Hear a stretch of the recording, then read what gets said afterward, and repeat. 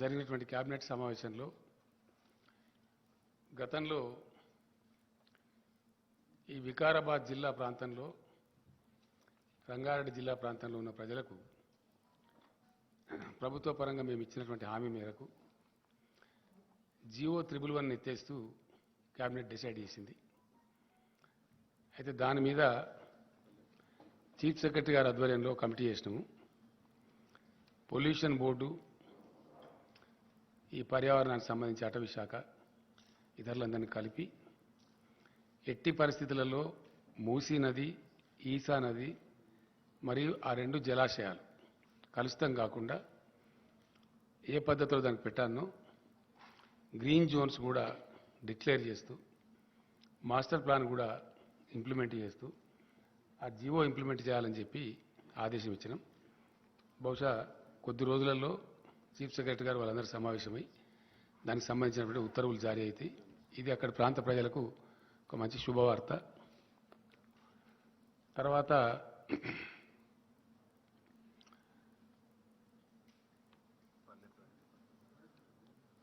మే 20 నుంచి జూన్ 5వ తేదీ వరకు పట్టణ ప్రగతి మరియు పల్లె ప్రగతి డ్రైవ్ మళ్ళా ఒకసారి చేపట్టి చాలా ఉధృతంగా వర్షాకాలానికి ముందు చేయాల్సిన అవసరం ఉంటుంది కాబట్టి పల్లె ప్రగతి పట్టణ ప్రగతి కూడా 20th May to June 5th అనేది అది కూడా ఈరోజు కేబినెట్ డిసైడ్ చేసింది. ఆ ప్రకారం దాన్ని ముందుకు పోవడం జరుగుతుంది. అట్లానే ఒక 6 ప్రైవేట్ యూనివర్సిటీలు హైదరాబాద్కు చాలా డిమాండ్ వస్తున్నది.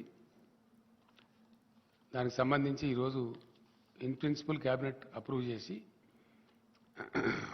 వారికి అంటే ఒక అగ్రికల్చర్ యూనివర్సిటీ ఉంది, దాంట్లో పేర్లు ఐడియా ఉందా? నిక్మార్ ఉంది, ఇంకా చాలా ఉన్నాయి. అమిటీ ఉంది, CII confederation of Indian industry అని చెప్పి వాళ్ళు అది ఉంది, చాలా టాప్ ఇది ఉంది. గురునానక్ ఒకటి ఉంది, ఇంకోటి ఎంఎన్ఆర్ అని ఒకటి ఉంది. ఇవే కదా వచ్చినాయి కదా కరెక్ట్ పేర్లు? ఏమంటారు? Kaveri agriculture university. 5 ఏమో ఇవి. సంబంధిత మంత్రులే ఉత్తర్వులు జారీ చేయాలని చెప్పి కూడా క్యాబినెట్ అంటే వాళ్ళకుండే గైడ్ లైన్స్, విధి విధానాలు, వాళ్ళ అప్లికేషన్ ఫార్మాట్స్ అని కరెక్ట్గా చూసి ఏ పద్ధతిలో ఇవ్వనో ఆ పద్ధతిలో వాళ్ళకి ఇవ్వమని చెప్పి కాన్ఫెడరేషన్ ఆఫ్ ఇండియన్ ఇండస్ట్రీ అట్లనే పెడతారు వాళ్ళు. దాని సార్ అట్లాంటి కోర్సెస్ అంటే వాళ్ళు జిఎంఆర్తో ఏదో టైప్లో ఉన్నారు, అక్కడ ఏరో సిటీలో అక్కడనే పెడతారు అన్నట్టు. కావేరి అంటే 2-3 సీడ్ కంపెనీలు అంటున్నాయి. అవి గంగా కావేరి అని ఒకటి ఉంది, కావేరి అని ఒకటి ఉంది, వాళ్ళందరూ కలిసి అది పెట్టుకుంటారు. వాళ్ళందరూ కలిసి అది పెట్టుకుంటారు. తర్వాత ఫార్మా యూనివర్సిటీ ఇమీడియట్గా ఫోర్స్లోకి తీసుకొని రావాలని, అది ప్రపంచంలోనే మొట్టమొదటిది కాబట్టి దానికి మొన్న ఇటీవల ఇండస్ట్రీస్ మినిస్టర్ తిరిగినప్పుడు కూడా అమెరికన్ కంపెనీస్ చాలా ముందుకు వచ్చినాయి దానిలో పార్ట్నర్షిప్ చేయడానికి, ఆ టెక్నికల్ నోహా అదంతా కూడా తీసుకోవడానికి చెప్పినాం. దేశంలోనే మొదటిసారిగా సివిల్ అవియేషన్ ప్రపంచవ్యాప్తంగా బాగా పెరుగుతూ ఉంది. ఇప్పుడు మన దగ్గర కూడా చాలా పెద్ద ఎత్తున పెరుగుతూ ఉంది. Now Hyderabad airport is the 4th largest airport in India. కోల్కతాను, మద్రాసును రెండింటిని, చెన్నైని రెండింటిని పక్కకు జరిపేసి number 1 is Delhi, number 2 is Mumbai, number 3 Bengaluru, number 4 Hyderabad. We are the 4th largest. భూభాగం దృష్ట్యా చూస్తే మనకు largest airport in India, larger than Delhi airport. ఢిల్లీది 5,000 ఎకరాలు ఉంది, మనదేమో 5,200 ఎకరాలు ఉంది శంషాబాద్ ఎయిర్పోర్ట్. సో వాళ్ళకి చెప్పిన ప్రకారంగా సెకండ్ రన్వే గురించి కూడా ఇమీడియట్ స్టెప్స్ తీసుకోమని చెప్పి జిఎంఆర్కి చెప్పినాం. మనకి ఇప్పుడు ఎగ్జాక్ట్లీ టెర్మినల్ ఏదైతే ఉందో టెర్మినల్కి సదరన్ సైడ్లో ఒక రన్వే ఉంది, ఎగ్జాక్ట్లీ టెర్మినల్ మధ్యలోకి వచ్చి నార్త్ సైడ్ ఇంకో రన్వే వస్తుంది అనమాట. సో అది కూడా హైదరాబాద్ ఎయిర్పోర్ట్లో సెకండ్ రన్వే పనులు స్టార్ట్ అవుతాయి. ప్లస్ 4th లార్జెస్ట్ ఎయిర్పోర్ట్ కింద వచ్చాం కాబట్టి సివిల్ ఏవియేషన్ కోర్సెస్లో సివిల్ ఏవియేషన్లో ప్రపంచవ్యాప్తంగా చాలా పెద్ద ఇండస్ట్రీ అవుతుంది కాబట్టి దాన్ని బ్రహ్మాండంగా ముందుకు తీసుకుని పోమని చెప్పినాం. ఇది పాతదే కదా శ్రీనివాస్ గౌడ్ గారి ఓల్డ్ అది అయిపోయింది. తర్వాత ఇంకో మెయిన్ డిసిషన్ ఈ యూనివర్సిటీలలో నియామకాలు అన్ని కలిపి దాదాపు ఒక 3,500 పైచీలకు ఉన్నట్టున్నాయి. ఇది ఎవరికి వాళ్ళే చేయడంలో అక్కడ కొన్ని రకాల ఇబ్బందులు, కొన్ని ఆరోపణలు అవన్నీ కూడా వస్తూ ఉన్నాయి. వేరే రాష్ట్రాలు పరిశీలించినప్పుడు ఒక కామన్ బోర్డు విద్యాశాఖ ఆధ్వర్యంలో పెట్టి రిక్రూట్మెంట్ చేసి ఏ యూనివర్సిటీలో టీచింగ్ నాన్ టీచింగ్ సిబ్బంది ఎంత అవసరమో తెప్పించుకొని ఆ ప్రకారం ఫుల్ఫిల్ చేస్తారు. పబ్లిక్ సర్వీస్ కమిషన్ ద్వారా కానీ ఇతర మెకానిజం కానీ ఆ రకంగా అది కూడా ఇబ్బంది లేకుండా జరిగిపోతుంది. దాని తదనంతరం సమైక్య రాష్ట్రంలో అత్యంత బాధాకరంగా నలిగిపోయి చితికిపోయినటువంటి రంగం మన వ్యవసాయ రంగం. పూర్తి స్థాయిలో మైనర్ ఇరిగేషన్ వ్యవస్థ అంతా ధ్వంసం చేయబడి ప్రాజెక్టులు దశాబ్దాల తరబడి పెండింగ్ పెట్టి తెలంగాణ కోసం చేపట్టబడిన అనేక ప్రాజెక్టులు అబాండన్ చేసి అనేక రకాలుగా విధ్వంసం చేయడం ద్వారా తెలంగాణ రైతాంగానికి అప్పుడు భూగర్భ జలాలే దిక్కైనాయి. కరువులు కాటకాలు అనేక ఇతరత్ర దీనివల్ల తెలంగాణ గ్రామీణ ముఖ చిత్రం మొత్తం చెల్లాచెదురైపోయి రైతుల ఆత్మహత్యలు కూడా చాలా భయంకరంగా జరిగినాయి. ఆకలి చావులు కూడా చాలా జరిగినాయి. సరే, అనేక దశాబ్దాల పోరాటం తర్వాత సాధించుకోబడ్డ తెలంగాణ రాష్ట్రంలో తెలంగాణ గ్రామీణ ఆర్థిక పరిపుష్టి కోసం చాలా పకడ్బందీ ప్రణాళికతోని టీఆర్ఎస్ ప్రభుత్వం అనేక కార్యక్రమాలు తీసుకున్నది. అందులో భాగంగా వ్యవసాయంలో అద్భుతమైన ఫలితాలు సాధించే దిశగా అనేక ఉద్దీపనలు ఆ రంగానికి ప్రభుత్వం సమకూర్చడం జరిగింది. ఆ ఉద్దీపనలలో భాగంగా గతంలో ఏంటంటే 2 సమస్యలు బాగా పట్టిపీడించేటి రైతాంగాన్ని. ఒకటి నీళ్ల సమస్య, ప్రాజెక్టులు కాకపోవడం, కాలువల ద్వారా నీళ్లు రాకపోవడం, కరువు కాటకాలు సంభవించడం ఒక భాగం. రెండవ భాగం ఆ ఉన్న కొద్దిపాటి 600 నుంచి 900 ఫీట్ల లోతులోకి వెళ్ళి తీసుకునే భూగర్భ జలాలు కూడా కొద్దిపాటి అందుబాటులో ఉన్నా అవి తీసుకోవడానికి అవసరమైన కరెంటు చాలా అస్తవ్యస్తంగా ఉండి వందలు వేల సంఖ్యలో ప్రతిరోజు మూటలు కాలిపోవడం, తద్వారా రైతులు నష్టపోవడం, ఆ కరెంటు కోతల వల్ల వరి పంటలు ఎండిపోవడం, ఇట్లాంటి అనేక చాలా బాధాకరమైన దృశ్యాలు మన కళ్ళారా చూసినాం. చాలా పెద్ద, అసలు సమ్మర్ వచ్చిందంటేనే ఒక భయోత్పాతమైన పరిస్థితి. రైతాంగం ఇప్పుడు కూడా అరిచేతిలో ప్రాణం పెట్టుకొని బతికే పరిస్థితులలో చాలా దీనావస్థలో ఉంది. అందువలన వ్యవసాయం చాలా ఘోరాతి ఘోరమైన పరిస్థితికి లోనైంది. దాన్ని తిరిగి పునరుజ్జీవింపజేయడానికి first step was taken by the government was mission Kakatiya. చాలా అద్భుతమైన ఫలితాన్ని ఇచ్చింది అది, చాలా చాలా అద్భుతమైన ఫలితాన్ని. అది సాంకేతికంగా భూగర్భ జలశాఖ, కేంద్ర జలవనరుల శాఖ వాళ్ళ నివేదికల్లో వెల్లడించారు. ఇండియాలో అత్యధికంగా భూగర్భ జలాలు పెంచిన రాష్ట్రం ఏది అంటే తెలంగాణ అని చెప్పడం జరిగింది. దానికి తోడుగా ఎలక్ట్రిసిటీని అద్భుతంగా తయారు చేసి, చాలా చాలా అద్భుతంగా తయారు చేసి క్లీన్ ఎనర్జీ సప్లై చేయడంలో, నాణ్యమైన విద్యుత్తును 24 అవర్స్ అన్ని రంగాలకు అందించడంలో తెలంగాణ గొప్ప విజయం సాధించింది. ఇంకా ఇప్పుడు మనకు రాబోయే రోజులలో యాదాద్రి 4000 మెగావాట్స్, ఎన్టీపీసీ కన్స్ట్రక్ట్ చేసినటువంటి 1600 మెగావాట్లు ఇయర్ 23లో మనకు అందుబాటులో రాబోతూ ఉంది. అండ్ ఇంకొక 5600 మెగావాట్స్ ఆఫ్ థర్మల్ పవర్ మనకు నెక్స్ట్ ఇయర్లో, ఇయర్ 23లో, 23 ఎండింగ్ అంటున్నారు వాళ్ళు, కొద్దిగా స్పీడ్ చేయమన్నాం కాబట్టి ఇంకో 5600 మెగావాట్లు కూడా మనకు యాడ్ కాబోతుంది. ఆ రకంగా విద్యుత్ పంపిణీ విధానంలో ఉండేటువంటి ఆ యొక్క అసమతుల విధానాన్ని సమతులం చేసి అంటే డిస్ప్రపోర్షనేట్ సిస్టమ్ అంతా కూడా ప్రపోర్షనేట్ చేసి చాలా చక్కగా నాణ్యమైన విద్యుత్తు కోతలు లేకుండా లో వోల్టేజ్ లేకుండా అందించడం వల్ల కూడా గణనీయంగా వ్యవసాయ ఉత్పత్తులు పెరిగిపోయినాయి. చాలా పెద్ద ఎత్తున రైతు ఆ షీట్ ఏది అది విలేకరులకు అయింది కదా.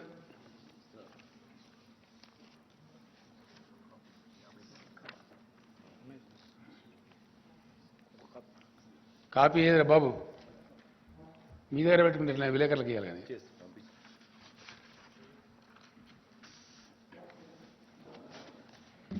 మన కోసం కాదు కదా, వాళ్ళ కన్సంప్షన్ కోసం ప్రింట్ చేసి మీరు. సో అట్లా జరిగింది. జరగడం ద్వారా ఏమైంది, చాలా అద్భుతమైనటువంటి వ్యవసాయ విస్తరణ జరిగింది. అద్భుతంగా రైతులు పంటలు పండిస్తున్నారు. గొప్ప పంటలకు ఆలవాలంగా తెలంగాణ తయారైంది. దానిలో ఉన్న పథకాలు నేను చరిత్ర చేయను, కానీ పాసింగ్ రిమార్క్ చెప్పాలా. ఒకటి, ఆన్ గోయింగ్ పెండింగ్ ప్రాజెక్టులను సత్వరం పూర్తి చేయటం. 2, మిషన్ కాకతీయ వార్పుడ్ బేసిస్లో ప్రపంచమే అబ్బురపడే విధంగా ఈవెన్ యుఎన్ఓ కూడా ప్రశంసలు వచ్చినాయి. ఆ రకంగా మిషన్ కాకతీయ కంప్లీట్ కావటం. 3, రీఇంజనీరింగ్ చేసి భారీ ప్రాజెక్టులకు శ్రీకారం చుట్టి అద్భుతంగా world's largest multi stage lift irrigation scheme Kaleshwaram record టైంలో కంప్లీట్ చేయటం. దాని ఫలితాలు కూడా అందుతూ ఉన్నాయి. వీటికి తోడుగా గత 3-4 సంవత్సరాలుగా భగవంతుని దయ వల్ల ప్రకృతి కరుణించి అద్భుతమైన వర్షపాతం కూడా దీనికి జోడైంది. దానికి తోడుగా కరెంటు అద్భుతంగా అన్ని సీజన్లలో ఏ మాత్రం వోల్టేజ్ ప్రాబ్లం లేకుండా సరఫరా కావడం కూడా చాలా ఇంపార్టెంట్ ఇన్పుట్ అయింది. వీటికి తోడు ప్రభుత్వం ఇచ్చిన ఉద్దీపనలు ఏవైతున్నాయో ఇండియాలో కాదు ప్రపంచంలో కూడా ఇక్కడ ఇవ్వరు. ఎకరానికి సంవత్సరానికి 10,000 రూపాయలు. No government gives in India and nowhere in the world. 10,000 rupees per acre per annum రైతులకు ఇచ్చే ఒకే ఒక్క ప్లేస్ ఎంటైర్ భూగోళం మీద తెలంగాణ రాష్ట్రం. ఇండియాలో కాదు, భూగోళం మీద డైరెక్ట్ బెనిఫిట్. ఏ మాత్రం దానిలో మధ్యలో దళారు లేకుండా పైరవీలు లేకుండా ఇవ్వటం. రైతులకు 24 గంటలు ఉచిత విద్యుత్ ఇవ్వడం. రైతులకు ఉచితంగానే నీటి సరఫరా చేయడం. గతంలో ఉన్న నీటి తీరువ బకాయిలు సుమారు 500 కోట్లు రద్దు చేయడం కాకుండా కొత్తగా ₹1 కూడా తీసుకోకుండా ప్రాజెక్టుల ద్వారా, ఇది కూడా ఎక్కడ ఇయ్యరండి ఇండియాలో, నోవేర్. మన చుట్టూ ఉండే 4 రాష్ట్రాలు కూడా ఏ రాష్ట్రంలో ఇవ్వరు, భారతదేశంలో ఇవ్వరు. ప్రధానమంత్రి గారి రాష్ట్రం గుజరాత్లో కూడా ఇవ్వరు. Nowhere in India. Only Telangana which supplies water, surface water కూడా వితౌట్ వాటర్ సెస్ ఇవ్వటం. తర్వాత రైతులు చనిపోతే వయసుతో నిమిత్తం లేకుండా, చనిపోయిన కారణంతో నిమిత్తం లేకుండా వాళ్ళకు అద్భుతంగా ప్రభుత్వమే మొత్తం ప్రీమియం సొమ్ము చెల్లించి 8 రోజులు దాటకుండా వాళ్ళకు రైతు బీమా సౌకర్యం కల్పించడం. ఇట్లాంటి వాటి వల్ల చాలా అద్భుతంగా రైతులు పంటలు పండించారు. కరోనాకు సందర్భంలో చెలరేగినటువంటి ఆ మరణాలు, భయోత్పాతం, ఒకటే చోటకు రైతులంతా వచ్చి మార్కెట్లలో రోజుల తరబడి గంటల తరబడి ఉంటే వ్యాధి ప్రబలుతున్న ఉద్దేశంతో never before in the Indian history, ఇప్పుడు కూడా లేదు, ఎప్పుడూ లేదు, నెవర్ అండ్ ఎవర్ 7,000 పైచిలకు కొనుగోలు కేంద్రాలు ఏ గ్రామానికి ఆ గ్రామంలో పెట్టి nowhere in India this is. Telangana సైజుతో కంపేర్ చేస్తే చాలా ఎక్కువ. ఏ ఊరికి ఆ ఊర్లోనే కొనుగోలు కేంద్రాలు ప్రప్రథమంగా పెట్టి ఎంటైర్ అడ్మినిస్ట్రేషన్ గేరప్ చేసి ధాన్యం కొనుగోలు చేసి, ఆ కొనుగోలు చేస్తే కూడా వారానికో 10 రోజులకో నెలకో అన్నట్టు కాకుండా జస్ట్ విత్ ఇన్ 3-4 డేస్ అది కూడా డైరెక్ట్గా బ్యాంక్ అకౌంట్లోకి, రైతు అకౌంట్లోకి ఇక్కడి నుంచే డబ్బులు పంపించడం. మధ్యలో జిల్లా నుంచో మండలం నుంచో ఇంకో డిపార్ట్మెంట్ నుంచో కాకుండా finance department civil supplies corporation ద్వారా రూట్ చేసి డైరెక్ట్గా రాష్ట్ర ప్రభుత్వం వారి ఖాతాల్లో వేయడం చాలా చాలా చాలా సానుకూలమైనటువంటి ఒక పవనం వీచింది దాంతో. పంటలు పండడం కోసం ఇచ్చే డబ్బులు కానీ, కరెంటు కానీ, నీళ్లు కానీ, ఇతర ప్రోత్సాహాలు కానీ, కల్తీ లేని విత్తనాలు అందించే ప్రయత్నాలు కానీ, కల్తీ మీద first state in India to bring PD act కానీ, వీటన్నిటి వల్ల అద్భుతంగా వచ్చింది. దాంతోపాటు కొనుగోళ్ళు ఎక్కడికక్కడనే జరిగి 3వ రోజుకు 4వ రోజుకి వారి బ్యాంకులోకి క్లీన్గా డబ్బులు రావడం, అకౌంట్లో జమ కావడం ఎక్కడ ఉండదండి ఇండియా మొత్తంలో. ఏ స్టేట్లో కూడా ఉండదు, అసలే ఉండదు, ఉండదు కాక ఉండదు. ఆ విధంగా జరగడం వల్ల వీటన్నిటి సమాహారంగా రైతులు అద్భుతంగా ధాన్యం పండిస్తూ ఉన్నారు. అయితే ఇంకా చాలా ఉన్నాయి. వెరసి జరిగింది ఏంది? నెట్ రిజల్టు అంటే 1 కోటి ఎకరాల విస్తీర్ణం పెరిగింది రెండు పంటలు కలిపి. 1 కోటి పైచిలుకు 2014-15 to 2022 more than 1 crore acres. ఈ మల్టిపుల్ యాంగిల్స్లో ఈ పనులన్నీ జరిగేటప్పటికీ ఆలోచించిన పద్ధతిలో, ఆశించిన పద్ధతిలో అవన్నీ కరెక్ట్గా సింక్రనైజ్ కావటం మూలాన 1 కోటి ఎకరాలలో విస్తీర్ణం పెరిగింది. పెరిగి పంటలు చాలా బ్రహ్మాండంగా పండుతున్నాయి. అయితే పూర్తి స్థాయిలో రైతు వ్యతిరేకంగా పనిచేస్తున్నటువంటి ప్రభుత్వం కేంద్రంలో ఉండటం భారత రైతాంగం యొక్క దురదృష్టం పూర్తి స్థాయిలో. ఎందుకంటే 13 నెలల పాటు లక్షలాది మంది రైతులు దేశ రాజధానిలో ధర్నా కూర్చున్న పరిస్థితి మనం చూసినాం. చివరికి ఆ చట్టాలు రద్దు చేసుకొని భారత ప్రధానమంత్రే క్షమాపణ వేడుకున్నటువంటి పరిస్థితి కూడా మనం చూసినాం. అంటే ఎంత దిక్కుమాలిన, ఎంత దరిద్రం కొట్టు ప్రభుత్వం కేంద్రంలో ఉన్నదనే దానికి ఇది ఒక సంకేతం.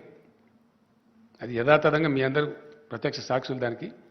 దానిలో ఏం డంబాచారం కానీ, మిర్చి మసాలా వేసి నూరిన మాట కానీ ఏం లేదు. అది ఫ్యాక్ట్, హిస్టరీ.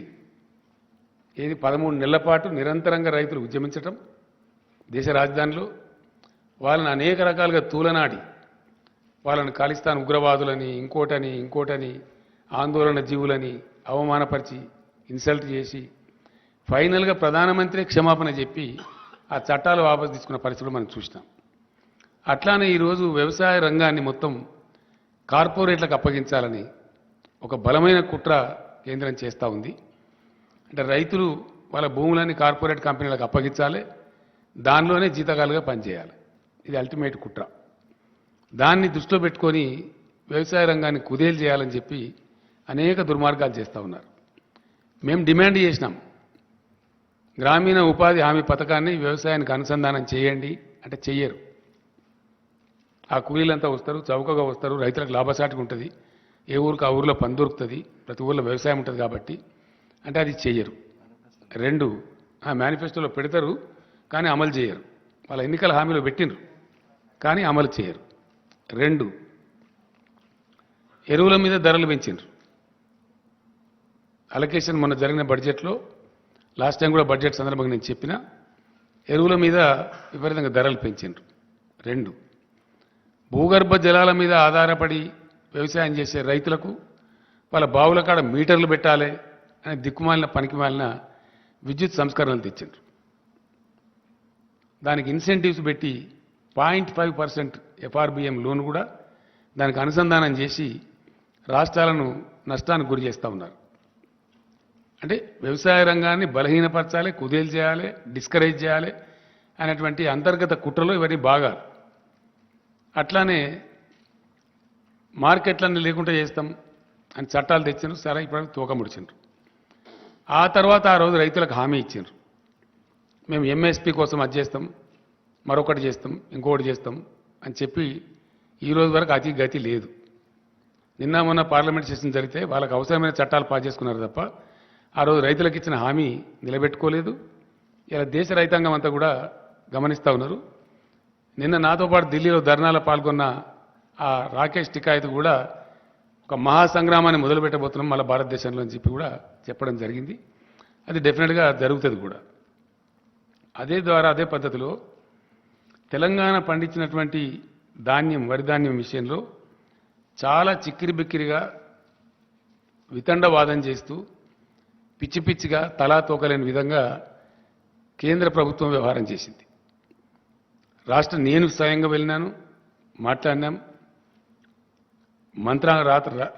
రాష్ట్ర మంత్రివర్గం యొక్క 5-6 సభ్యులు వెళ్ళినారు, వాళ్ళు మాట్లాడినారు, లెటర్స్ ఇచ్చినాం, అవన్నీ కూడా చేసినాం.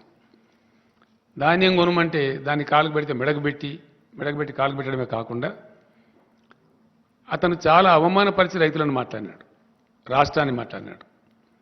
2 విషయాలు ఏంటంటే ఎంత చీప్గా, ఎంత తెలివి తక్కువగా ఆ మంత్రికి అసలు మెదడు, జ్ఞానం, బుద్ధి ఏమైనా ఉందా లేదా కూడా అర్థం కాదు. అతను నూకలు తినడం అలవాటు చేయండి మీ రాష్ట్రానికి. మంచి ఫైన్ రైస్ పండించి అద్భుతమైన పంటను దేశానికి అన్నం పెట్టే రైతాంగానికి వాళ్ళు వడ్లు పండించి మంచి బియ్యమే దేశానికి అన్నట్టు వాళ్ళు నూకలు తినన్నట్టు. ఎంత గర్వం అండి, ఎంత అహంకారం. దేశానికి అద్భుతమైన పంట పండించి అన్నం అందించేటువంటి తెలంగాణ ప్రజలను మీరు నూకలు తినడం అలవాటు చేయండి అని చెప్పడం. ఇంకోటి, నేను పోయినప్పుడు ఆయన అన్నాడు, క్యా చమత్కార్ కర్ దియా భాయ్ తెలంగాణ, క్యా చమత్కార్ హోగయా అని ఒకటి. రెండవది ఇంకోటి, అతి తెలివి తక్కువగా, అంటే వాళ్ళకి తెలివి తక్కువ ఉండి ఇతరులకు కూడా తెలివి తక్కువ ఉన్నది అనుకుంటారు అన్నట్టు. అది చరిత్ర ఇడ. Yes, definitely. ప్రాబ్లమ్ ఈజ్ వాళ్ళకున్న వీక్నెస్, వాళ్ళకున్న తెలివి తక్కువతనం, వాళ్ళ సోమరిపోతనము, వాళ్ళ పరిపాలన సామర్థ్యం లేని అవివేకము అందరికీ కూడా ఉన్నాయని అనుకుంటారు అన్నట్టు. వాళ్ళకి ఆ స్థాయి లేదు. ఇప్పుడు తెలంగాణకు ఉన్న స్థాయి కేంద్రానికి లేదు. లేక పర్ఫార్మ్ చేయలేక, చేతగాక, పరిపాలన చేతగాక వాళ్ళు సాధించలేని గమ్యాలు, లక్ష్యాలు తెలంగాణ సాధిస్తే దాన్ని జీర్ణించుకోలేక క్యా చమత్కార్ హోగా. ఇప్పుడు మీకు ఇచ్చిన షీట్లో ఉన్నది చమత్కారం ఏందో, మీకు ఇచ్చిన షీట్లో క్లియర్గా ఉంది. వీళ్ళు ఎంత అంటే 36 లక్షలు తెలంగాణలో వరి సాగు అయితే యాసంగిలో ఒక్క పంటలో, మొత్తం దేశంలో సాగైంది ఎంత? ఏ రాష్ట్రంలో సాగైంది ఎంత? మన దానిలో సగం కూడా ఏ రాష్ట్రంలో సాగాలి.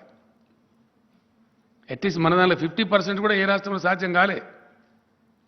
That is what is the Chamatkar of Telangana. ఇది అర్థం కాక, తెలివి లేక చెప్పచ్చు కదా, మాకు శాత కాదు, మేము దద్దమ్మలము, ఏదో గెలిచిన మతం పేరు మీద, మన పేరు మీద గెలిచే అధికారం చేస్తున్నాం, కానీ మాకు శాత కాదని చెప్పచ్చు కదా. అది చెప్పకుండా వాళ్ళ యొక్క అసమర్థతను ఇతరుల మీద నెట్టివేసే విధంగా క్యా చమత్కార్ హోగా అని ఒకటి మాట్లాడతారు. ఏ రాష్ట్రానికి లేని ప్రశ్న తెలంగాణకు ఎందుకు వస్తున్న సమస్య? ఎందుకు రాదు? ఎందుకే వస్తుంది. ఏ రాష్ట్రం అయినంత పంట మేము వేసినాం, తీసుకోమంటే నీకు శాతగాక ప్రతిసారి మెలిక పెట్టి, తెలివి తక్కువ మెలికలు పెట్టి, ఫుడ్ సెక్యూరిటీ యాక్ట్ కింద ఉన్న బాధ్యతను విస్మరించి, yes, government of Telangana is avoiding. మేము ఎగుమతి చేయలేమని గత 3-4 సంవత్సరాలు అనేక వేల టన్నుల బాయిల్ రైస్ ఎగుమతి చేసి, ఎగుమతి చేయలేని అబద్ధాలు చెప్పి అనేక రకాలుగా చేసిండ్రు. ఇలా ఏంది తేడా? దాని ఉన్నది ఏంది? బ్రహ్మ పదార్థం. దాని పేద బ్రహ్మ పదార్థం ఏమైనా ఉందా? ఏమున్నది అందులో? నూకల శాతం ఎక్కువ అవుతుంది. యాసంగి వడ్లల్లో నూకల శాతం ఎక్కువ అవుతుంది. టెంపరేచర్స్ పెరుగుతాయి కాబట్టి, టెంపరేచర్ టైంలో పంట వస్తుంది కాబట్టి పెరుగుతుంది. పంటలు వచ్చేది మనకి ఏప్రిల్, మేలో. సాధారణంగా 35 degrees దాటిపోతుంది. 35 టచ్ అయినప్పుడు ఏంటంటే బ్రోకెన్ రైస్ ఎక్కువ వస్తుంది. ఆ పర్సెంటేజ్ తేడా ఇప్పుడు అంత కథ. ఏమైనా బ్రహ్మ పదార్థం ఏమి లేదు. అదేందో కథ అని అనుకొని తెలివి తక్కువతనంతో ఏందది కథ అంటే ఏంటంటే 67 కిలోల బియ్యం వస్తుందండి మామూలు టైంలో పడితే. దానిలో సగం ఇప్పుడు వస్తుంది. 100 కిలోల వడ్లు పట్టినట్టయితే అదే వర్షాకాలంలో వడ్లకేమో 67 కిలోల బియ్యం వస్తుంది. యాసంగి ధాన్యానికి ఏమొస్తుంది? 35, 34, 35 కిలోలు వస్తుంది. ఆ రాణి శాతం ఏదైతే ఉందో అది తేడా వస్తుంది. ఆ డబ్బు కేంద్రం భరించాలా? వాస్తవానికి ఎందుకు భరించాలా? దేనికోసం భరించాలా? అంటే భారతదేశం యొక్క ఆహార భద్రత రాజ్యాంగవిహితంగా, రాజ్యాంగబద్ధంగా కేంద్ర ప్రభుత్వానికి అప్పచెప్పబడ్డది. కాబట్టి ఆ ఆహార భద్రత కాపాడేటప్పుడు ఆహార నిల్వలు పెట్టాలి దేశంలో. చాలా సింపుల్ విషయం ఇది. దీనిలో ఏదో పెద్ద బ్రహ్మ పదార్థం లేదు. ఆ బాధ్యత ఉంది కాబట్టే దానిలో నుంచి ఉద్భవించిందే ఫుడ్ కార్పొరేషన్ ఆఫ్ ఇండియా. ఆ ఫుడ్ కార్పొరేషన్ ఆఫ్ ఇండియా దగ్గర లక్షల కోట్ల టన్నులు స్టోర్ చేసి ఉంచేటువంటి సామర్థ్యం ఉంటుంది, శక్తి ఉంటుంది. ఇతర ఏ రాష్ట్రానికి కూడా ఆ స్టోర్ చేసే శక్తి సామర్థ్యాలు ఉండవు. టెంపరీ ట్రాన్సిట్ స్టోరేజ్ సామర్థ్యం ఉంటుంది తప్ప శాశ్వతంగా ఉండదు. కాబట్టి ఫుడ్ కార్పొరేషన్ ఆఫ్ ఇండియా ఈ పంటలు తీసుకొని దాన్ని మళ్ళీ వితరణ చేసే సందర్భంలో కొద్దిపాటి లాస్ వస్తే వస్తుంది, ఒక 5,000 కోట్లు 10,000 కోట్లు వస్తుంది, దాన్ని భరించాలి. కొన్ని సందర్భాల్లో ప్రపంచంలో కరువు వచ్చినప్పుడు ఎక్స్పోర్ట్ చేస్తే లాభం కూడా వస్తుంది. కొన్నిసార్లు లాభం వస్తుంది, కొన్నిసార్లు నష్టం వస్తుంది. అది మేము భరించలేము అని చెప్పలేక భరించరు, ఎందుకంటే దానిలో సీక్రెట్ ఉంది. సీక్రెట్ ఏంది? తెలివి తక్కువ ప్రభుత్వం కేంద్రంలోది. ఇప్పుడు ఏం ఎంత తెలివి తక్కువ, ఎంత దుర్మార్గమైన, ఎంత హీనమైన నీచమైన ప్రచారాలు చేస్తారండి. ట్యాక్సేషన్లో 2 భాగాలు ఉంటాయి, కేంద్ర పన్నులు, రాష్ట్ర పన్నులు. డెఫినెట్గా కేంద్రం ఈ పన్నులు వసూలు చేయాలా, రాష్ట్రాలకు ఈ పన్నులు వసూలు చేసుకోవాలని ఉంటుంది. దానిలో ఇప్పుడు పెట్రోల్ డీజిల్ మీద రాష్ట్రానికి కూడా కొంత ఉంటుంది, వ్యాట్ వేసుకునే అవకాశం ఉంటుంది. మేము వచ్చిన కాడ నుంచి గవర్నమెంట్ మేము పెంచలేదు, అది దించలేదు. ఆ వ్యాట్ ఉన్నంతనే ఉన్నది. 2015లో ఒకసారి అది జీరోలలో ఏదో ఉంటే దాన్ని రౌండ్ ఫిగర్ చేసినాం. జస్ట్ జీరోలలో ఉండే అది, అంటే 60 పైసలు 30 పైసలు ఉంటే దాన్ని ₹1 చేసినాం. రౌండ్ ఫిగర్ చేస్తే కలెక్షన్ ఈజీ ఉంటుంది, ఇచ్చే వాళ్ళకైనా తీసుకునే వాళ్ళకైనా. అంతకుమించి తెలంగాణ వచ్చిన కానీ తెలంగాణ చరిత్రలో పెట్రోల్ మీద డీజిల్ మీద మేము పైసా పెంచలే, యాజ్ ఇట్ ఈజ్ ఉన్నాయి రేట్లు, స్టేట్ ట్యాక్స్. కానీ సెంటరు రోజుకు ₹1, రోజుకు బారానా, రోజుకు ₹1 పెంచి దానికి ఏం ప్రచారం చేస్తారండి? స్టేట్ ట్యాక్స్ తగ్గించాలన్నట్టు. మరి నువ్వెందుకు పెంచాలా? నువ్వు దేనికోసం పెంచుతున్నావు నాకు అర్థం కాదు. స్టేట్ ట్యాక్స్ తగ్గించాలని నువ్వు చెప్తున్నావు, నువ్వు పెంచాలా మేము తగ్గించానా? అంటే నీ జేబు నిండాలి, మా జేబు ఖాళీ కావాలి. నేను ఎన్నుకున్న ఫిలాసఫీ ఏంటండి? భారతీయ జనతా పార్టీ వాళ్ళ యొక్క ఫిలాసఫీ ఏంటంటే బలమైన కేంద్రం, బలహీనమైన రాష్ట్రాలు. వీళ్ళు ఆర్థికంగా దివాలా తీయాలి, రాష్ట్రాలు చిప్పబట్టుకొని నిలబడాలి లైన్లా, వాళ్ళ చెప్పు చేతలలో ఉండాలి. అంటే ఇది ఫెడరల్ సమాఖ్యకు పూర్తి విరుద్ధమైనటువంటి, టోటల్ అగెనిస్ట్ ఉండేటువంటి ఒక దిక్కుమాలిన సిద్ధాంతం. ప్రజాస్వామ్యం యొక్క పరిణతి, మెచ్యూరిటీ ఆఫ్ డెమోక్రసీ, ప్రజాస్వామ్య పరిణతి పెరిగిన దేశాలలో సెంటర్ నుంచి పవర్స్ డెవల్యూట్ అవుతాయి రాష్ట్రాలకు, రాష్ట్రాల నుంచి లోకల్ బాడీస్కు ట్రాన్స్ఫర్ అవుతాయి. అది టైర్ విధానం. అధికారాలను రాష్ట్రాలకు ఇవ్వాల్సింది పోయి కాంకరెంట్ లిస్టు పేరు మీద మొత్తం రాష్ట్రాల అధికారాలు కబలిస్తూ బలమైన కేంద్రం, బలహీనమైన రాష్ట్రాలు అనే ఒక సిగ్గుమాలిన సిద్ధాంతం పట్టుకొని పనికిమాలిన యాంటీ ఫెడరల్ సిద్ధాంతం చుట్టూ వేలాడుతూ కొనసాగించే దుష్ప్రచారం ఏంది? స్టేట్ ట్యాక్స్ తగ్గించమనండి, పెట్రోల్ రేట్లు తగ్గుతాయి. మరి నువ్వెందుకు వేస్తున్నావు? ఒకవేళ భారత ప్రభుత్వం యొక్క నీతి సామాన్య ప్రజలకు తక్కువ ధరలకే పెట్రోల్ డీజిల్ అందించాలని అయితే పెంచద్దు కదా. నువ్వు పెంచి రాష్ట్రాన్ని తగ్గించమని ఎట్లా అంటావు? నీకు ఏ నోరుతోనంటావు? నీ నోరా మోరా? What it is? నువ్వు పెంచకుండా ఉండి నువ్వు తగ్గించమంటే నువ్వు గొప్పను అవుతావు. నేను పెంచుతా, నువ్వు తగ్గియాల. ఇది నీతా? ఇటువంటి సిద్ధాంతంతో ఫుడ్ సెక్యూరిటీ బాధ్యత మీ మీద ఉండంగా కూడా దాని నుంచి తప్పించుకుంటూ, దాని నుంచి పారిపోతూ, వెన్ను చూపుతూ చేసే అరాకిరి ఏందండి, కిరికిరేంది? ఏమవుతుంది ఇప్పుడు? ఏదైతే 30% నూకలు వస్తాయో, 32%, 67 అయితే సగం వస్తాయి కదా, దాని మీద వచ్చే నష్టం భరించాలి. ఆ గ్యాప్, దానికి ఇంత గగ్గోలు పెట్టి గందరగోళం ఎత్తి కేంద్ర మంత్రులు ఎల్లయ్య మల్లయ్య, వాడేవాడో చెప్ప, వీడేవాడో రాను, ఇదా? ఇది ఒక గింత పెద్ద దేశాన్ని పరిపాలించే ప్రభుత్వం యొక్క నీతా? భారత రైతుల ఏడలు అవలంబించాల్సిన పద్ధతి ఇది. దీనికోసం మోరిల్లాగా నోర్లు పెట్టుకొని పచ్చి అబద్ధాలు మాట్లాడుతున్న మనకి తెలిసి ఆత్మవంచన చేసుకొని ఇన్ని అరుపులు, పెడబొబ్బలు, ఇన్ని కథల? ఎస్, యాజ్ ఎ స్టేట్ నీ బాధ్యతను గుర్తు చేయడం మా కర్తవ్యం. It is the duty of the government of India to maintain the buffer stocks in the interest of the food security of the country, which you are forgetting, which you are escaping, which you are running away. అది గుర్తు చేయడానికి as a స్టేట్గా మేము గడబడి చేస్తాం కదా. Demand చేస్తాం కదా, అడిగినాం. Final నిన్న ఢిల్లీలో పోయి కూడా ఎక్స్పోజ్ చేసినాం. భారత ప్రజల ముందు ఈ ప్రస్తుత భారత ప్రభుత్వాన్ని దోషిగా నిలబెట్టాలి. ఎస్, కాబట్టి ఆ ప్రయత్నం కోసం ఢిల్లీ పోయి కూడా నిన్న సఫిషియెంట్గా ఎక్స్పోజ్ చేసినాం 100%. అక్కడనే నేను నా ఉపన్యాసంలో కూడా చెప్పిన, నేను అడిగిన అక్కడ స్ట్రేట్గా సీరియస్ క్వశ్చన్ అడిగిన నేను, एक राज्य का छोटा सा डिफरेंस में दान खरीदने के लिए, तेलंगाना दान खरीदने के लिए क्या इतना बड़ा केंद्र सरकार के पास धन नहीं है या प्रधानमंत्री जी का मन नहीं है? ఏం లేదు, मन नहीं है. పెద్ద పెద్ద బడా బడా ఘరానా డకెయిట్ గాళ్ళు వేల కోట్లు ముంచుతారు ఒక్కొక్క బ్యాంకును. వాళ్ళని కాపాడుతుంది ప్రభుత్వం. నరేంద్ర మోడీ గారి ఘనత వహించిన ప్రభుత్వంలో అత్యధికంగా సాధించిన ప్రగతి ఏంటంటే బ్యాంకు దివాలాలు తీయించడం, వాళ్ళు సేఫ్గా పోయి లండన్లో ఉండడం. వాళ్ళని అరెస్ట్ చేయడానికి పోతే ఇదే కేంద్ర ప్రభుత్వం పెద్దలు ఫోన్లు చేసి వాళ్ళని వాపసు పిలిపియడం. అవన్నీ ఉన్నాయి, డాక్యుమెంట్స్ వచ్చినాయి, ప్రూఫ్స్ ఉన్నాయి. త్వరలోనే వీళ్ళ మొత్తం పాపాల పుట్ట బయట పెట్టబోతాం.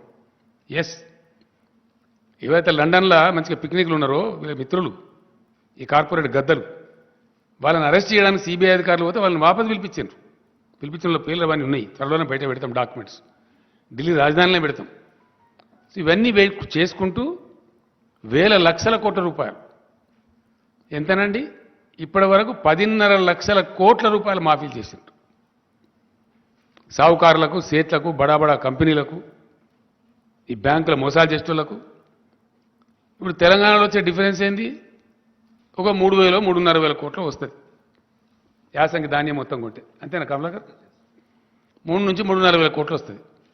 ఒక 3,500 కోట్లు 60 లక్షల మంది రైతులకు సంబంధించి, ఒక రాష్ట్రానికి సంబంధించి భరించలేని కేంద్రం ఒకడే దొంగ 21,000 కోట్లు మోసం చేస్తాడు, ఒకడు 18,000 కోట్లు చేస్తాడు. వాళ్ళని మాత్రం ఏమన్నది నిక్షేపంగా ఉంటుంది. ఒక అదానీ గ్రూప్కి ఈ మధ్య 12,000 కోట్లు మాఫీ చేశారు. ఈ మధ్యన పేపర్లోనే వచ్చింది, మీరే రాసిన వార్తలు. అది శాతనవుతుంది కానీ ఈ రైతుల కోసం ఒక 1,500 2,000 కోట్లు 3,000 కోట్లు పెట్టుమంటే అది శాత కాదు. దానికి వీరంగాలెత్తుడు, అరుపులు, పెడబొబ్బలు, కుట్రలు, అరాకిరి మాటలు, పనికిమాలిన దిక్కుమాలిన ఆరోపణలు, క్యా చమత్కారోగానుడు, రీసైక్లింగ్ చేస్తున్నారు అనుడు. రీసైక్లింగ్ చేస్తుందా గవర్నమెంట్? ఎక్కడ చేస్తారా? సాధ్యమే పనేనా? మాకేం పని లేదా? ఓ కేంద్ర మంత్రి మాట్లాడతాడు ఈ మాట, ఇంత పెద్ద భారతదేశం యొక్క మంత్రి. అంటే ఎంత నీచంగా, నికృష్టంగా రైతాంగం పట్ల, దేశ ప్రజల పట్ల ఎంత బాధ్యతారహితంగా కేంద్రం ఉన్నదనే దానికి ఇది ఒక సంకేతం. సో ఏ విధంగా ఉన్నది, ఎన్ని రకాలుగా ఉన్నది, ఎంత బహుముఖీనంగా ఉన్నది, వీళ్ళ యొక్క దుర్మార్గమైనటువంటి రైతు వ్యతిరేక విధానం అనేది ఎక్స్పోజ్ చేయాలని చెప్పి మేము సఫిషియెంట్గా చేసినాం. డెఫినెట్గా నేను ఢిల్లీలో నా స్పీచ్లో నేను చెప్పిన, మీరు ఇయ్యనంత మాత్రాన హమారే కిసానంకు హమ్ గంగా మే నహీ డూబ్ దేంగే, మేము ఎట్లా కాపాడుకుంటాం, మీకు ఎట్లా తెలివిలేదు, మేము కాపాడుకుంటాం, మాకు ఆ ధైర్యం ఉంది, అవసరం వస్తే ఒక పూట ఉపాసం ఇంకొక ఖర్చు తక్కువ చేసుకుంటాం అని కూడా చెప్పిన నేను. దాని ప్రకారంగానే ఈరోజు క్యాబినెట్లో సాకల్యంగా విషయాన్ని చర్చించినాం. రైతాంగానికి మేము చెప్పినాం ఏమని, వెయ్యకండి, దుర్మార్గమైన కేంద్రం ఉంది, చక్కదనం లేదు వీళ్ళది, వీళ్ళ వ్యవహారం సరిగా లేదు, కేంద్రంలో ఒక విధవ పనికిమాలిన గవర్నమెంట్ ఉంది, కాబట్టి మీరు ఇతర పంటలు వేసుకోండి అని చెప్పినాం. చెప్తే పాపం చాలా వరకు 20 లక్షల వ్యవసాయం తగ్గిపోయిందండి. ఆల్మోస్ట్ 55 lakhs to 30 lakhs వచ్చింది. అంటే 36 ఉంది, దానిలో ఒక 3 లక్షలు సీడ్కి పోతుంది, ఒక దాదాపు 2-2.5 లక్షలు రైతులు తినడానికి ఉంచుకుంటారు సాధారణంగా. అంటే సరాసరి ఒక 20 లక్షల ఎకరాలలో వరి పంట తగ్గేయగలిగినాం మేము ఎఫర్ట్ చేసి. ఆ టైంలో ఇక్కడ ఉండబడే బీజేపీ మేము కొంటాము, మీరు ఎంత నెయ్యండి, కేంద్రమే ఉంటుంది అని వీరంగాలు ఎత్తి ఓ దుర్మార్గమైన దుష్ప్రచారం చేశారు. కొంతమంది పాపం ప్రత్యామ్నాయం లేక 100 రూపాయల నుండి వాళ్ళు వేసుకున్నారు, వెరసి మొత్తం మీద పంట వేసుకున్నారు. వేసినారు కాబట్టి ఇప్పుడు ఈ కేంద్రము ఈ చిన్నపాటి డిఫరెన్స్ మేము భరించము, మా వల్ల కాదని చేతులు ఎత్తేసారు. మేము చివరి దాకా ప్రయత్నం చేసినాం. ఇప్పుడు పంటలు వచ్చేస్తున్నాయి, ఆల్మోస్ట్ ఫుల్ స్పీడ్లో కోతలు స్టార్ట్ అయిపోయినాయి ముమ్మరంగా. కాబట్టి తెలంగాణ రైతాంగాన్ని ఫ్రీ సబ్సిడీ కోసం మేము ఇచ్చే ఖర్చు 12,000 కోట్లండి ఎలక్ట్రిసిటీ బోర్డుకు. రైతు బంధు కోసం రాష్ట్ర ప్రభుత్వం చేసే ఖర్చు 15,000 కోట్లు. రైతు బీమా కోసం మేము పెట్టే ఖర్చు 1,600 కోట్లు. నీటి తీర్వాలు గిటి తీర్వాలు తీసుకోకుండా ఫ్రీ వాటర్ సప్లై చేస్తాం, తద్వారా కొంత నష్టం వస్తుంది. ఇన్ని రకాలుగా రైతాంగాని కోసం ఖర్చు చేసి తెలంగాణ గ్రామసీమలలో ఆనందం రావాలి, రైతు బాగుంటే ఆయన చుట్టూండే పనిముట్లు చేతి వృత్తుల వాళ్ళు కూడా బాగుంటారు, కుల వృత్తుల వాళ్ళు బాగుంటారు, గ్రామంలో ఒక సంతోషకరమైన వాతావరణం వస్తుంది చేసిన ప్రయత్నాన్ని ఈ శిలరమల్లర కేంద్ర ప్రభుత్వం తినాకరిస్తే మేము మా రైతాంగాన్ని చిలగొట్టుకోదలుచుకోలేదు. డెఫినెట్గా ఈ యాసంగి వడ్లను ఒక గింజ కూడా లేకుండా రాష్ట్ర ప్రభుత్వమే కొనుగోలు చేయాలని చెప్పి cabinet has taken a decision. దానికి ఆ వచ్చే వ్యత్యాసం ఎంత, ఆ వ్యత్యాసానికి మేము భరించాల్సింది ఎంత అనే దానికి ఒక 4 ఎక్స్పర్ట్స్ దాంతో చీఫ్ సెక్రటరీ ఆధ్వర్యంలో ఒక కమిటీ వేసినాం. ఆ కమిటీలో చీఫ్ సెక్రటరీ గారు, ఫైనాన్స్ సెక్రటరీ గారు, అగ్రికల్చర్ సెక్రటరీ గారు, ఇరిగేషన్ సెక్రటరీ గారు. ఇరిగేషన్ సెక్రటరీ గారు గతంలో సివిల్ సప్లైస్ కమిషనర్ కూడా పనిచేసిండు, ఆయనకు అనుభవం ఉంది. ఈ 4 కలిపి మేము కమిటీ వేసినాం. తక్కువ నష్టంతో ఈ ధాన్యం కొనాలి, డిస్పోజ్ కావాలి. ధాన్యం కొనుగోళ్లకు బ్రహ్మాండంగా రేపటి నుంచే యుద్ధ ప్రాతిపదికన కలెక్టర్లతో వీడియో కాన్ఫరెన్స్ పెట్టమన్నాం, ఆదేశాలు ఇచ్చినాం. గౌరవ మంత్రులందరినీ కూడా రిక్వెస్ట్ చేసినాం. రేపు ఇమీడియట్ జిల్లా కేంద్రాలకు పోయి టోటల్ అడ్మినిస్ట్రేషన్ గేరప్ చేసి ప్రతి ఊరిలో in each and every village కొనుగోలు కేంద్రాలు స్టార్ట్ చేయమని చెప్పినాం. రాబోయే 2-3 రోజుల్లో మొత్తం ఎస్టాబ్లిష్ చేసి సివిల్ సప్లైస్ మినిస్టర్ గారు దానికి అవసరమైన గోనె సంచులు, మన్ను, మశానం ఏమేమి ఉంటుందో ఆ తతంగం అంతా ఆ డిపార్ట్మెంట్ చూసుకుంటుంది. దానికి ఏవేవైతే అవసరాలు ఉంటాయో సివిల్ సప్లైస్ డిపార్ట్మెంట్ వాళ్ళు కోఆర్డినేట్ చేస్తారు. ఇక్కడ సమర్థవంతమైన ప్రభుత్వం ఉంది కాబట్టి, డెలివరీ చేయగలిగిన ప్రభుత్వం ఉంది కాబట్టి, నిర్ణయం తీసుకుంటే చాలా కఠినంగా పడుతరంగా డెలివరీ చేసేటువంటి ఒక పటిష్టమైన ప్రభుత్వం ఉంది కాబట్టి వితిన్ 3-4 డేస్ మొత్తం కొనుగోలు చేస్తాం. నేను రైతాంగానికి విజ్ఞప్తి చేస్తా ఉన్నా, ఒక్క గింజ కూడా తక్కువ ధరకు అమ్మకండి. 1960 రూపాయల ఎంత ఉంది అది,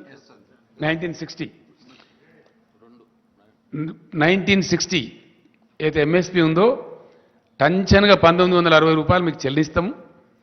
గతంలో ఎట్లయితే మీ బ్యాంకులకు వచ్చినాయో అదే పద్ధతిలో మీ బ్యాంకులకు వస్తాయి. ఈ దిక్కుమాలిన కేంద్రం మనకు మొండి చేసి చూపించినంత మాత్రం మనం చిన్నబుచ్చుకునేది ఏం లేదు. ఎందుకంటే ఎప్పుడు చూడని నీళ్లు చూస్తున్నారు, ఎప్పుడు చూడని కరెంటు చూస్తున్నారు. మంత్రివర్గంలో మాకు అదే చర్చ జరిగింది. ఎందుకంటే ఎప్పుడు ఇదివరకు లేనటువంటి ఒక ఫీల్ గుడ్, ఒక అద్భుతమైనటువంటి ఉల్లాసభరితమైన వాతావరణం గ్రామసీమలలో ఉంది. పొలాలు పచ్చగా కనబడుతున్నాయి.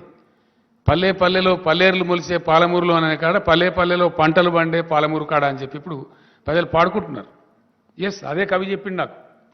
వీరిల పండుగ అప్పుడు గోరె వెంకన్న గారు వాళ్ళ ఊరిలో ఉండే, నేను తెల్లారి రమ్మని చెప్తే వచ్చిండు ఆయన. ఎక్కడికి పోయిందంటే అక్కడ పోయినా, మా ఊరికే పోయినా. ఇంతకుముందు ఎడారిలాగా ఉండే సార్ ఇప్పుడు కోనసీమలాగా ఉందని చెప్పిండు ఆయన. అంత అద్భుతంగా పంటలు పండుతున్నాయి కాబట్టి ఆ వాతావరణం డిస్టర్బ్ చేయొద్దు, మళ్ళీ మన గ్రామసీమలలో వెల్తి తేవద్దు. సరే, మనకు 2,000-3,000 కోట్లు 4,000 కోట్ల ఖర్చు అయినా మంచిదే, రైతాంగాన్ని చిన్నబుచ్చొద్దని చెప్పి ప్యూర్లీ రైతుల యొక్క ఇంట్రెస్ట్లో ఈ కొనుగోలు చేయాలని నిర్ణయించినాం. కాబట్టి రైతులు ఎవ్వరు కూడా ధాన్యం తక్కువ ధరకు అమ్మకండి, నో డిస్ట్రెస్ సేల్.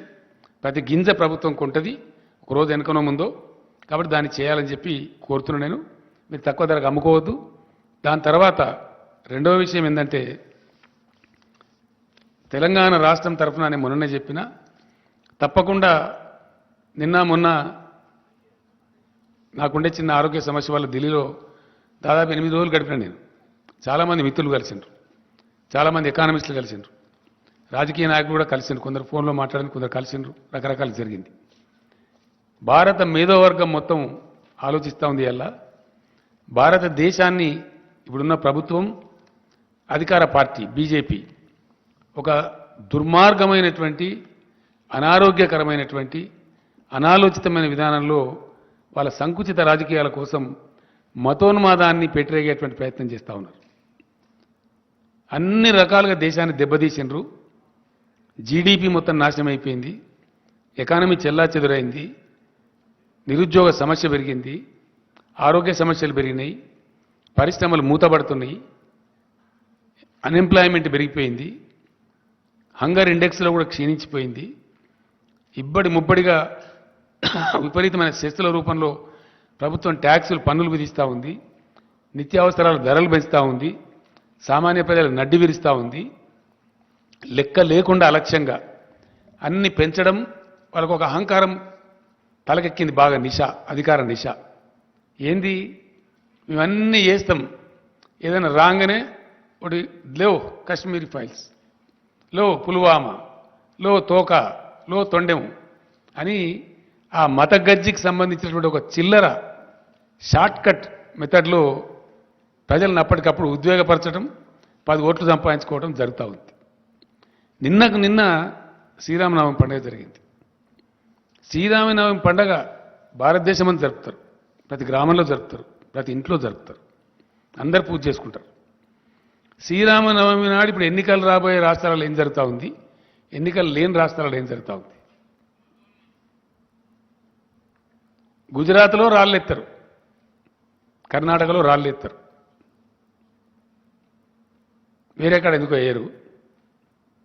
ఎక్కడ ఎన్నికలుంటే అక్కడ డ్రామా స్టార్ట్, రాళ్ళేసుడు, ఉద్రిక్తతలు సృష్టించుడు,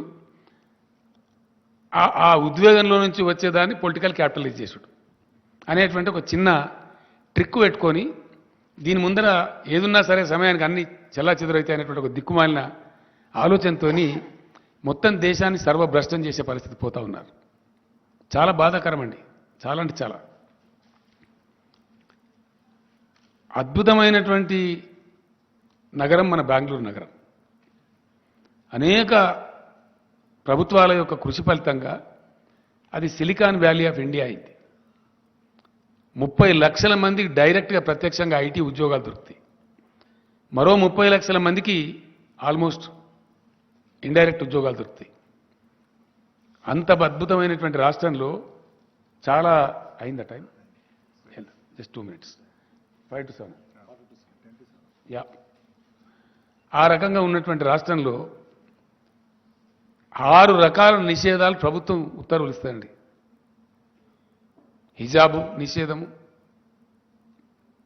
హలాల్ మాంసం నిషేధము, ముస్లింలు నడిపే వాహనాలు ఎక్కద్దు, ముస్లింల షాపులలో ఖరీదు చేయొద్దు, ఇంకేదో దిక్కుమాలింది అండి పనికిమాలి. దీని బ్యాక్లాష్ ఏముంటుందండి? మొన్న కువైట్ దేశంలో 11 మంది పార్లమెంట్ సభ్యులు ఆ ప్రభుత్వానికి రాసిండ్రు, కిక్అవుట్. అక్కడ ఆ దేశంలో వ్యవహారం బాగాలేదు, వాళ్ళు మన దగ్గర ఉంటే కూడా దుర్మార్గంగా ఉంటుంది, వీళ్ళని ఎలగొట్టండి అని చెప్పి మాట్లాడుతున్నారు. అట్లా దాదాపు దేశం నుంచి 13 కోట్ల మంది ప్రజలు వివిధ దేశాల్లో బ్రతుకుతున్నారు. అనేక ఉద్యోగాలు, చిన్న చిన్న వ్యాపారాలు ఏదో చేసుకొని బ్రతుకుతున్నారు. ఒకవేళ ప్రపంచం వాళ్ళందరినీ తరిమేస్తే ఈ భారతీయ జనతా పార్టీ వాళ్ళని పోషిస్తుందా? వాళ్ళకి ఇండియాలో ఉద్యోగాలు ఇస్తారా? ఏం జరగబోతుంది? ఉన్న పరిశ్రమలు మూతపడితే ఇలా పరిశ్రమలో పనిచేసే కార్మికుల గతేం కావాలా? ఉన్న ఐటీ పరిశ్రమ బిస్తర్ కడితే ఐటీ ఉద్యోగుల గతేం కావాలా? పెట్టుబడిదారులు విముఖత చూపితే, పెట్టుబడుల వెలువ రాకపోతే, కొత్త ఉద్యోగాల కల్పన జరగకపోతే ఈ నిరుద్యోగ యువత యొక్క ఆశలను ఎటుపోవాలా? దేశం చిన్నాభిన్నమైతే మళ్ళీ సంభాళించుకోవడానికి కనీసం 100 సంవత్సరాలు పడుతుందండి. ఈ చిన్న మతపిచ్చితోని, చిన్న ఉద్వేగాలతోని, అప్పటికప్పుడు కలిగే తాత్కాలిక రాక్షస ఆనందంతో దేశం కోల్పోయేది చాలా ఎక్కువ. దేశం అతి భారీ మూల్యం చెల్లించక తప్పదు. ఎస్, ఇది చరిత్ర చెప్పిన సాక్ష్యం. ఎన్నో ఘటనలు ఉన్నాయి. కాబట్టి ఈ ఉన్మాదుల చేతిలో పడి దేశ యువత, దేశ మేధావులు కొట్టుకొని పోతే 100 సంవత్సరాలు భారతదేశం వెనకపోతుంది. 100 సంవత్సరాలు, ఒక century. Country is going to lose a century which is disastrous, which is unwanted, undesirable. కాబట్టి దేశ ప్రజలు, ఈ ఉన్మాదులు, ఈ దుర్మార్గులు చేసేటువంటి ఈ కుటిలమైనటువంటి, కుచితమైనటువంటి విషయాలు వాళ్ళు గ్రహించి తప్పకుండా తమను తాము రక్షించుకునే దిశగా భారతదేశం కదలాలి. ఇది బుద్ధిజీవుల దేశం. డెఫినెట్లీ నేను బలంగా నమ్ముతాను, ఇండియా రియాక్ట్స్. ఇండియా బుద్ధు దేశం కాదు, బుద్ధిజీవుల దేశం. యాజ్ అండ్ వెన్ గివెన్ తప్పకుండా భారత ప్రజ తిప్పి కొడుతుంది, గిల్లి పడేస్తుంది. మేమేదో ఇవాళ ఉన్నామని అహంకారపూరిత మాటలు మాట్లాడి రాష్ట్రాల నుంచి వచ్చే మంత్రులను రాష్ట్ర ప్రభుత్వాలను అరాకిరిగా మాట్లాడి ఇష్టం వచ్చిన కథలు మాట్లాడి మేము నడిపించగలుగుతాం అనుకుంటే హిట్లర్లు, ముస్సోలినీలు, నెపోలియన్లే పోయిన చరిత్రలో, అంతకన్నా గొప్పలు కాదు వీళ్ళు. అందుకు సంబంధించి తప్పకుండా తెలంగాణ రాష్ట్రం నుంచి భారతదేశాన్ని చైతన్యపరచడంలో, దక్షిణ భారతదేశాన్ని చైతన్యపరచడంలో ఏదైతే నేను ప్రముఖ పాత్ర వహిస్తాను చెప్పినో తప్పకుండా ఆ పోరాటాన్ని బాగా ఇంటెన్సిఫై చేస్తాం. ఎస్, నేను నాకు రైతు నాయకులు ఇక్కడ కలిసినరు, మాట్లాడినరు. భారతదేశానికి ఇవాళ భారతదేశ రైతులు ఇప్పటికే సతమతమవుతా ఉన్నారు ఒక పర్ఫెక్ట్ పాలసీ లేక. ఆ రైతాంగానికి దిక్కు దివాణం లేకుండా అయిపోయింది. వాళ్ళని బికారులుగా చూస్తూ ఉన్నది ఈ ప్రభుత్వం, గతి లేని వాళ్ళుగా చూస్తూ ఉంది. ఏం చేస్తారు మమ్మల్ని అని అనుకుంటా ఉంది. ఏం చేసినారు? మీ మెడలే వంచి ప్రధానమంత్రితోనే క్షమాపణ చెప్పించారు. అది మర్చిపోవద్దు, జాగ్రత్త. ఇండియా రాజ్యాంగపరమైన రక్షణలు ఇస్తూ, మినిమం సపోర్ట్ ప్రైజుకు రాజ్యాంగ రక్షణ ఇస్తూ, రైతుకు ఇంటిగ్రేటెడ్ న్యూ అగ్రికల్చర్ పాలసీ రావాలి ఈ భారతదేశంలో. ఒక integrated new agriculture policy of India రావాల్సిన అవసరం ఉంది. డెఫినెట్గా దాన్ని నేను పిలుస్తున్న ఎకానమిస్టులను కూడా చాలామందిని, అశోక్ గులాటి గారు కూడా వస్తామన్నారు, దాన్ని మొత్తం ఆ రైతు నాయకులు కూడా వస్తామన్నారు. త్వరలోనే హైదరాబాద్లో మొత్తం భారత రైతాంగానికి సంబంధించిన అన్ని రాష్ట్రాల రైతు ప్రతినిధులను, ఢిల్లీలో ఉద్యమం నిర్వహించిన రైతు సంఘాలను హైదరాబాద్కే పిలిపించి ఇక్కడ వర్క్షాప్ పెట్టి ఆ పాలసీ ఇక్కడ డిక్లేర్ చేస్తాం. గవర్నమెంట్ ఆఫ్ ఇండియా దానికి కర్మ బాగుంటే అడాప్ట్ చేస్తారు, అడాప్ట్ చేయకపోతే వీళ్ళని పక్కకు జరిపి భారత రైతాంగమే గిల్లి పారేసి ప్రత్యామ్నాయ ప్రభుత్వం తెచ్చుకుంటారు. మంచి ఆనందపూర్వకమైనటువంటి న్యూ అగ్రికల్చర్ పాలసీ ఆఫ్ ఇండియాను ఇంప్లిమెంట్ చేసుకుంటారు. అప్పుడు కలకలలాడే భారతదేశం ఉంటుంది, ఇట్లా వెలవెలవే భారతదేశం ఉండదు. రైతులు బికారులు ఉండే భారతదేశం ఉండదు, రైతులు ఇంత హీనంగా చూడబడే భారతదేశం ఉండదు. దానికోసం కూడా భగవంతుడు నాకు ఇచ్చిన సర్వశక్తులు ధారబోసి ప్రయత్నం చేస్తాం, ఆ విధంగా ముందుకు పోతాం. Thank you. No more questions today because నాకు సీజే గారితో అపాయింట్మెంట్ ఉంది. Will meet tomorrow or day after. Thank you.